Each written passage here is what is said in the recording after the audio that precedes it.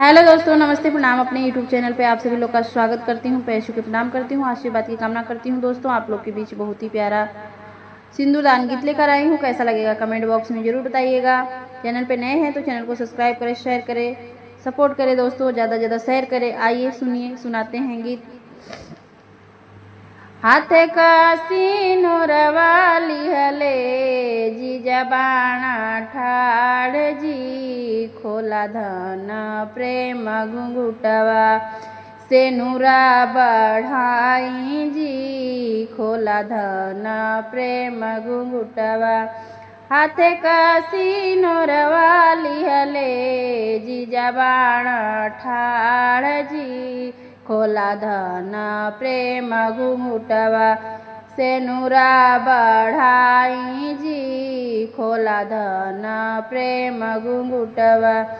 कैसे का खोली प्रभु प्रेम घुंघुटवा जी, मड़वे में बैठल माणे पापा हमारे जी, मड़वे में बैठल बाणा पापा हमारे जी, मड़वे में बैठल बाणा।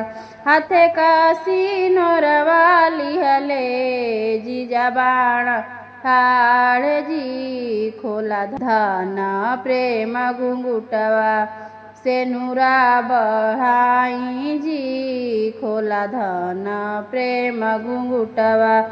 कैसे का खोली प्रभु जी प्रेम घुंघुटवा जी, मड़वे में बैठल बाड़ा चाचा जी हमारे जी, मड़वे में बैठल बाड़ा चाचा जी हमारे जी, मड़वे में बैठल बाड़ा। हाथ का सिनुरवा लिहले जीजा बाण ठाड़ जी, खोला धन प्रेम घुंघुटवा करी से नूरा बढ़ाई जी, खोला धन प्रेम घुंघुटवा से नूरा बढ़ाई जी, खोला धन प्रेम घुंघुटवा। कैसे का खोली प्रभु जी प्रेम घुंघुटवा हो, मड़वे में बैठल बाणा नैहरे का लोगवा हो, मड़वा में बैठल बाणा नैहरे का लोगवा हो, मड़वा में बैठल बाणा।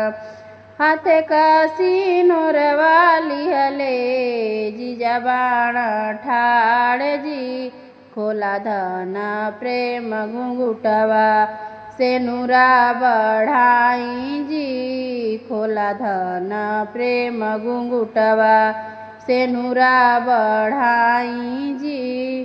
तो हमारा गीत कैसा लगा कमेंट बॉक्स में जरूर बताइएगा।